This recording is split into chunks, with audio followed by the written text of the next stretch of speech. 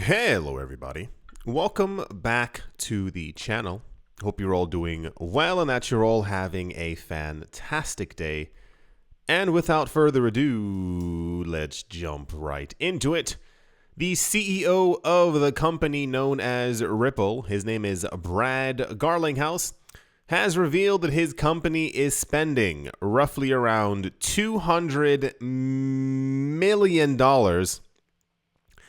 defending itself against the SEC in their lawsuit over the cryptocurrency XRP. The executive expects a decision on the lawsuit to happen within the next 3 to 6 months. We'll go over that in 1 second. He said if we win the lawsuit, it'll be clear what XRP is, but the rest of the industry is still going to be unclear. And then the whole crypto industry needs regulatory clarity in the US to really thrive. This was said by Garlinghouse. This was actually, in the weirdest sense of the way, actually quite popular news. In that, a lot of people, and I saw it as well, people were talking about it on Twitter. People were making fun of Ripple, the company, saying, and in one instance, someone said that them spending that much money was stupid in defending themselves. And I don't know if you understand how the legal process works within the United States. You cannot simply say, oh, I'm in trouble by the SEC or I have to go to court, and I simply choose not to pay my fees or to pay my lawyers who are defending me. The idea that them having to spend $200 million is stupid is absolutely correct. There should not be this level of corruption, especially coming from the SEC trying to sue them for something that they know is absolutely incorrect. But also, they don't have a choice. You either give in and allow the SEC to take over your project, or you continue paying your lawyers and the legal fees, and that's why it's amounted to $200 million. We heard, I think it was maybe the middle of last summer, somewhere around there, that their legal fees had amounted to around $100 million. And I just find it very, very odd that people who aren't in this situation or who don't understand like the actual basics of what it means to have a lawyer or be sued by the SEC, they're not paying $200 million because they're trying to prove a point. They're doing it because they have to, and people need to be paid, or the SEC takes jurisdiction and control over what they have, and then will subsequently do the rest to every other coin within the cryptocurrency space. It really amazes me how people don't think ahead. It's the same exact thing when it comes to like retirement, or the fact that, if you're lucky, you'll be here in the next 10 to 15 years on this planet. Like how you need to save for your future. A lot of people, that never enters their heads. It's simply like only today, and that's all that actually matters. So yeah, I saw a number of people calling this stupid, as far as like they were stupid for actually paying that amount of money. And it's like, okay. And then the other part is that Garlinghouse has stated or announced that they believe that this lawsuit could be over within the next 3 to 6 months. And I saw a number of people also getting a little bit riled up, and that they don't like that time frame. Yeah, I'm sure the company Ripple also isn't like, oh my gosh, I really want this lawsuit to go on for another 3.5 years. That would be great for our business within the United States. As it stands right now, from what I've seen, what I've read from the XRP crypto professional lawyer people who are floating around on Reddit and on Twitter, having discussions with people. It looks like the judge has all of the information at this point. Both sides have made their point as to what they're trying to do or what they're trying to say. And now it's just up to her to actually give a judgment. I've mentioned multiple times, I don't understand exactly what's taking so long. In that, me and you, us, by going over news daily, we are able to clearly see what the answer is in this case, but maybe she takes a little bit longer to read. And that's not a joke either. In many cases like this, I would like to not assume that it has to do something with money, that, people are trying to persuade her in any sort of way. That's not me making pointing fingers and saying that something is happening. When you talk about a lawsuit that's been going on for 2 years and many different times, the SEC was asked for documents and or information, then the SEC took 2, 3, 4 months to write a letter back that simply said, no, we will not give this to you. I'm not sure how this is a gray issue when it is abundantly clear that the SEC has been lying the entirety of the time. But alas, I am not a judge. I did not go to school for it. So maybe I'm missing something that is making this take a lot longer than it actually should. The CEO of Ripple, Brad Garlinghouse, has provided some new information regarding his company's ongoing legal battle with the U.S. SEC during a fireside chat with CNBC at the Dubai FinTech Summit on Monday. Garlinghouse revealed that when the lawsuit is concluded, Ripple would have spent nearly $200 million in total to defend itself against the securities regulator. He said, with the SEC, we will spend, this is the first time I've shared this publicly, by the time all's said and done, we will have spent $200 million defending ourselves against the lawsuit, which from its very beginning, people were like, well, this doesn't make a lot of sense. No, it doesn't at all, and I'm not in the extra mood to rant any further. If you didn't watch the video the other day, I was chatting, anyway, doesn't really matter. I was going to go into like other specifics of this case and things like that that's going on. So anyway, yeah, they're not paying $200 million because they want to. They're doing it because they have to. Still, fingers crossed that there is a favorable outcome, not only for Ripple and XRP, but this means, a lot for the entire cryptocurrency community, which a lot of people still don't understand. I think intelligence can be very thin sometimes when I keep seeing a lot of people and openly discussing that they hope that Ripple loses to prove a point that they always knew that XRP was a security and that their coin is going to shine and stuff like that. And I've seen a lot of people mainly from like the Cardano front saying that they can't wait for Cardano to overtake XRP. And it's like, you don't understand what reality actually is in all of this, which is a gigantic shame. Not even a bit of a shame. It is a really, really sad moment. So yeah, a lot of people call them stupid. I don't, they're not, they don't want to spend that amount of money. They probably want to be making 200 million plus a year from companies within the US using XRP as opposed to spending that on legal fees. That's the Ripple XRP SEC lawsuit news. And yeah, let's move on. Also in popularity news, the number of NFTs on Bitcoin has experienced yet another meteoric rise, almost doubling from 2.5 million to 4.78 million NFTs in just the last 8 days alone.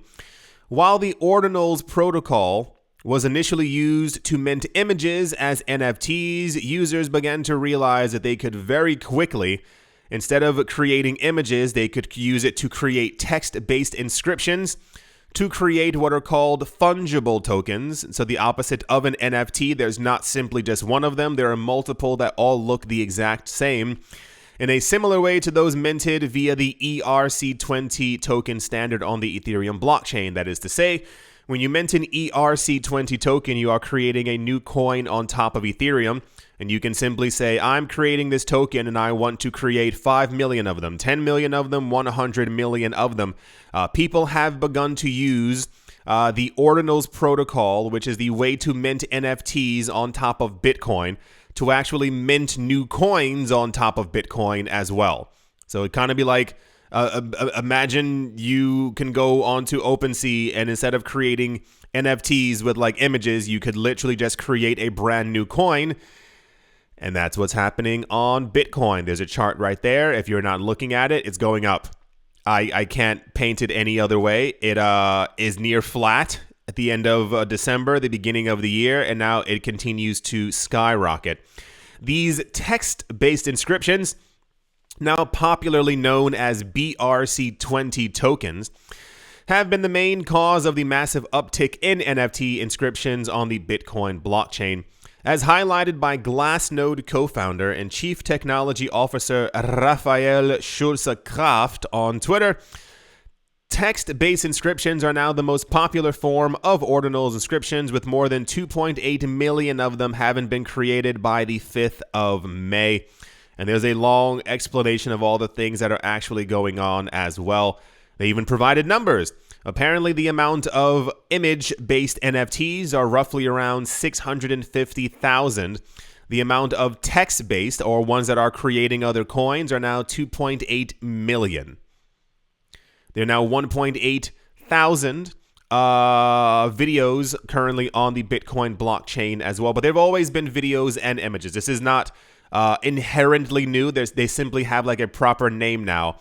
If you look back many years ago, one of the things that regulators, and I will put this in as quickly and lightly as possible, a lot of regulators, especially mainly within the United States, began to announce that Bitcoin should be illegal because there were images of adults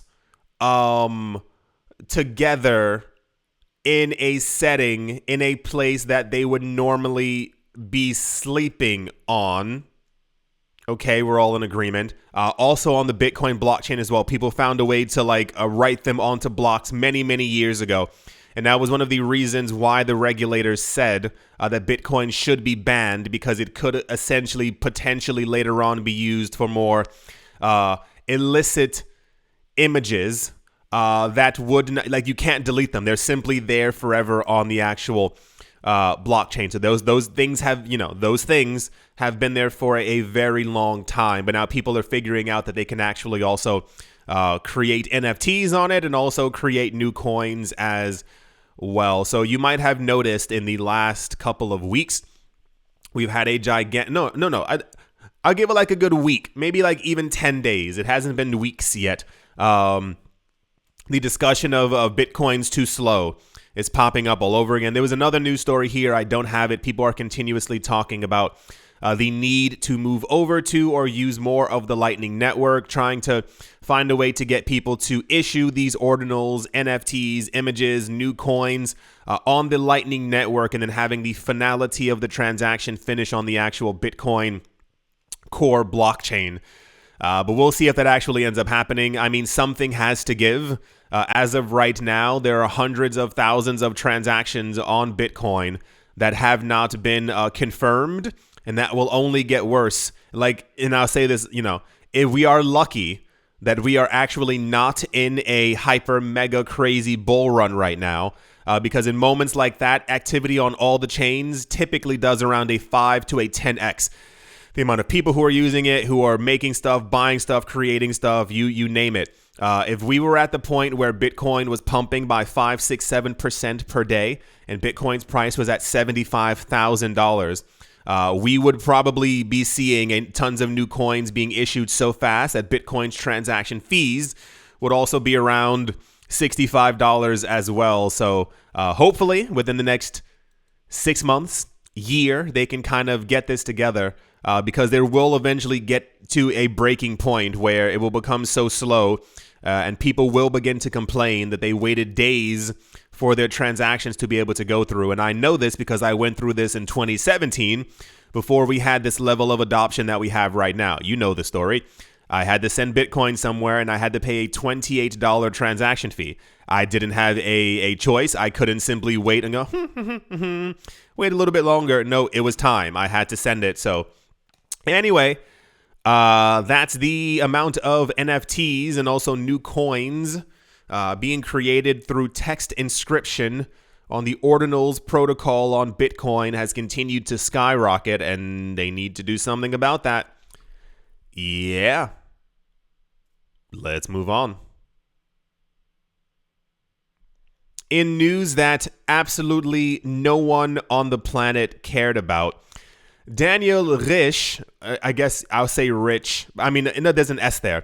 The Prime Minister of Liechtenstein recently said that the country's government is considering accepting Bitcoin as payment for financial services. Once again, no one paid any attention.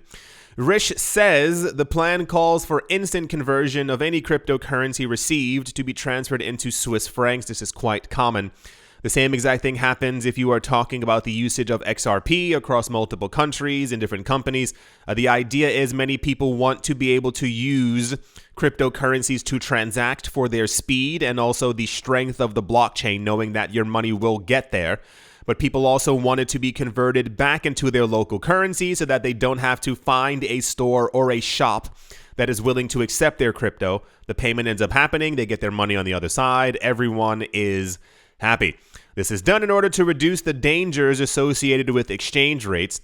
As stated by the Prime Minister, the franc is the principality's official currency, and Bitcoin would not be accorded the same status, so it would not have legal tender status, but it still would be able to be used as a currency within the country. In an interview with German daily Handelsblatt, published just a couple of days ago, although he didn't provide many specifics about the plan, he did mention that a Bitcoin payment option is coming. Both Zug and Lugano in der Schweiz have adopted a method of accepting Bitcoin payments that is somewhat similar to this one. Their local authorities have taken steps to legalize the use of Bitcoin payments for the payments of certain taxes and fees related to public services. Even McDonald's, wow, will take Bitcoin if you are in Lugano. No one. Not one person pays attention to news like this anymore. This news is probably, I would say, categorically about 20x what the news of Ripple paying their legal fees. I want you to understand that. The news of Ripple paying legal fees that they are required to pay to a lawyer and to the legal system was more popular than the news that a country is thinking about accepting Bitcoin for legal services and or payments within the country. Think of where we are as a community and a cryptocurrency space when the actual news that matters never actually ends up being popular. So yeah, this is another in the link or in the chain, if you will, of countries who are continuously announcing over and over that they're not only mining Bitcoin, but thinking about using it. And I don't know if it's the idea that they're simply not outright using Bitcoin only that made this not popular, that they would be switching back into their local currency, the Swiss franc, maybe, that's not enough for people. But we have to also live in some form of reality where we understand that as Bitcoin's price is not stable, it is not a stable coin. The idea that any country isn't think of the idea of any member of any country announcing that they are willing to use this currency that has only been around for 14 to 15 years next to their currency that they have had in their country for a good 100, 200, maybe 300 or so years, roughly, give or take. So we will continue to get amazing news like this. Many people will continue to not pay attention for whatever reason. It's more interesting to pay attention to Pepe or to any other new coin that's out there, as opposed to the fact that we have proof that the world is changing and is rapidly adopting Bitcoin in many different ways. That's the Prime Minister of Liechtenstein. Has announced that the country is looking for a way to start to begin to allow accepting Bitcoin as payment. And yeah, let's move on. In what I consider to be lightly embarrassing news, the CBOE Global Markets has filed a proposal to list a trade share of a spot Bitcoin exchange traded fund, making it the third time that the firm has tried to get U.S. regulatory approval.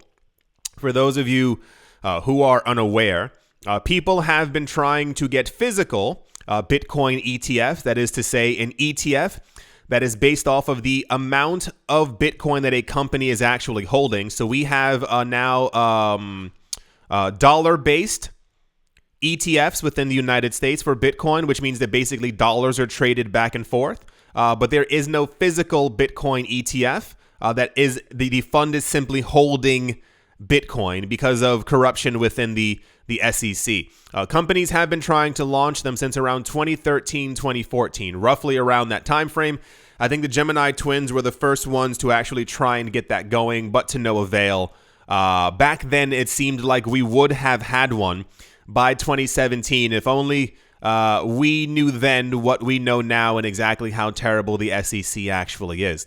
So the SEC has stated many times that they have rejected Bitcoin ETFs because of what they believe could be market manipulation when at least the first 15 to 20 times they rejected a Bitcoin ETF, Bitcoin's price actually fell because of their rejection, therefore showing how the SEC has been able to manipulate the cryptocurrency and Bitcoin price market. So the CBOE has tried many times. Many larger names have tried and come forth stating that they wanted to launch a Bitcoin ETF. I believe it has to do with the idea that they think that their name holds some level of I think the word is cachet, or it's not sachet. Like it's something as far as like our, TMI Bank is relatively small. However, JP Morgan Chase would have an easier time launching. It's kind of that thing. So the CBOE tried many times before and they received many rejections. And now they're trying again. This is what I said. It seems like a little bit sad because we know that this one is also going to be rejected, but they're still trying, and I can't really, for the life of me, figure out why.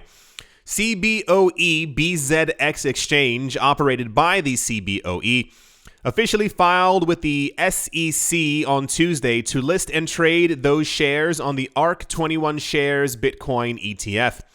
CBOE tried both in August 2021 and May 2022 to list and trade ARK21 shares of a Bitcoin ETF. The SEC has repeatedly had concerns about fraud and manipulation that they are doing. In those denials, as well as other rejections in the past, and it goes on to talk about all the other rejections that the SEC has had as well. So, younger me was quite optimistic that the world wasn't as corrupt as it actually is. And it just seemed completely logical that the US would have had a physical Bitcoin ETF by now, because if you haven't been paying attention, every other country that wanted one has multiple. I think even Canada has 4 or 5 going on, like physical ones as well. Bitcoin and Ethereum physical ETFs. So I think there was also news of another company also trying to refile with the SEC. I don't understand why you would waste your time. Like, I actually don't understand.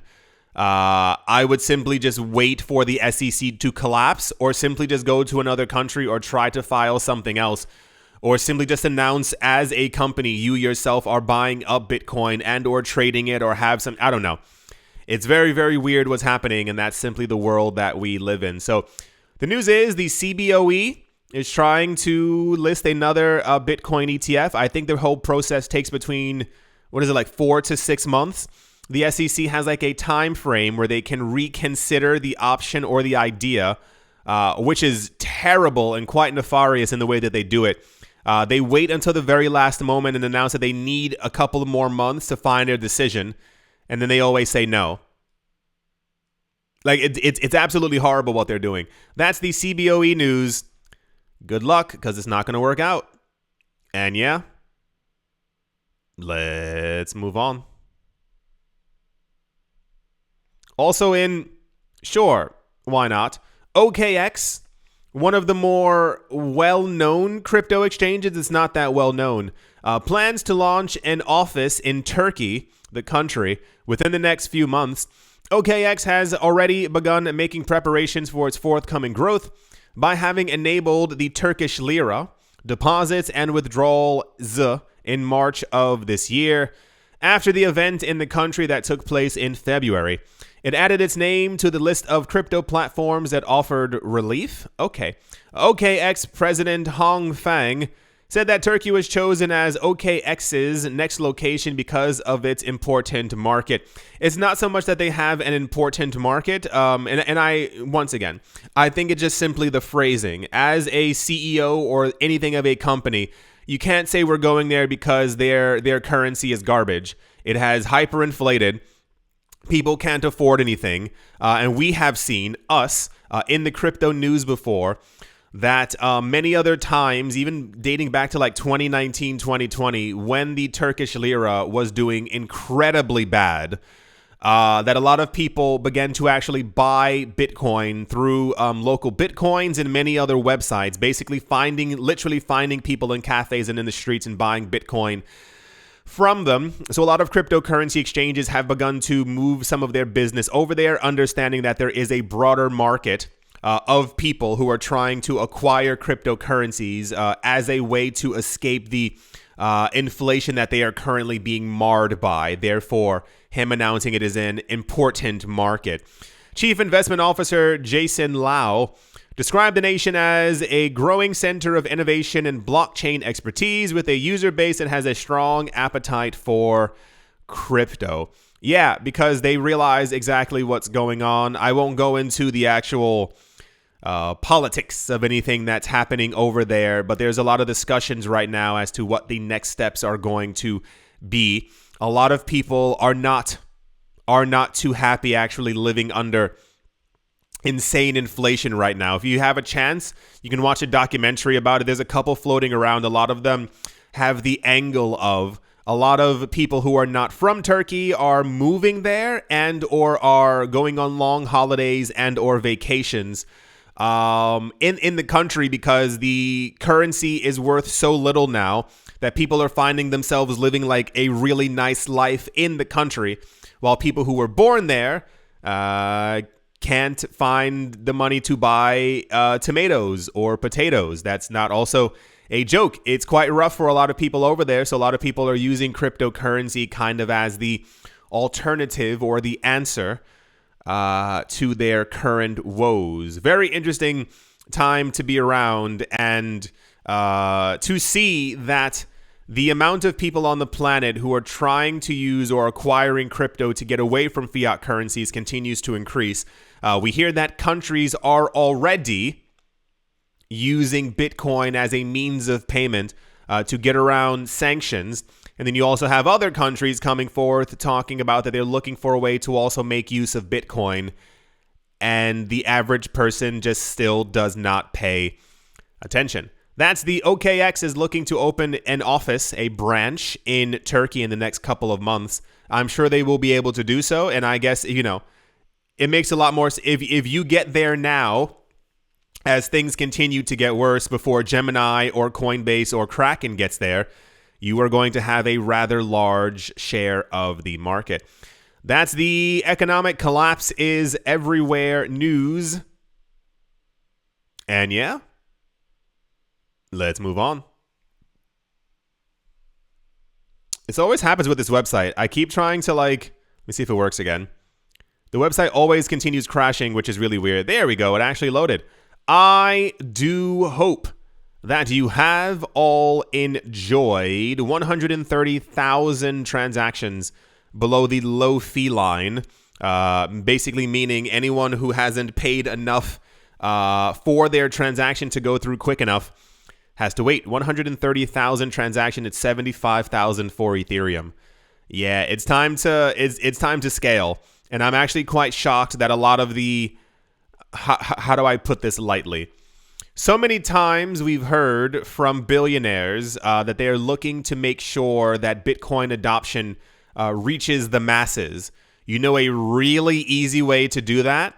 It's by making sure that the Lightning Network, if you're giving 100 million to a website or to buy a company that's going to go belly up, if you put 50 million of that worth of Bitcoin into the Lightning Network to make a couple thousand new channels, well, guess what? You'd, have properly scaled Bitcoin and the masses would then definitely be able to use it. I find it very weird, similar to the entire FTX collapse thing where everyone was like, there's corruption and terrible people in crypto, that we're having now the conversation that because of all the ordinals and NFTs and new coins on top of Bitcoin, that Bitcoin now needs to scale and the Lightning Network needs to be more robust, and that crypto exchanges need to start accepting the Lightning Network. Am I the only one paying attention to like anything that's happening daily within the cryptocurrency space? It's very, very weird. It's all extremely odd. But hopefully we get there. I know there's so much like venture capital money floating around, but a lot of it just has to do with like I need to acquire more coins as opposed to being like, think of a company trying to make sure that they're like buying up train cars. Think of like the 1800s. We want to buy as many wagons as we can to transport all these people. And then you look and there's only 1 mile of rail. That's kind of where we currently are. Like build the rails so that people can actually use it quickly so that they can go around the entirety of the planet. And then I don't know, whatever. We live in different mindsets. I do hope you all enjoyed. I do hope you all are having a great day, great morning, great afternoon, a great evening, wherever you are, wherever you might be. I do hope it's absolutely fantastic. Thank you all once again for watching, listening, liking, commenting, and or supporting. And I will most certainly be talking to you all soon. See you.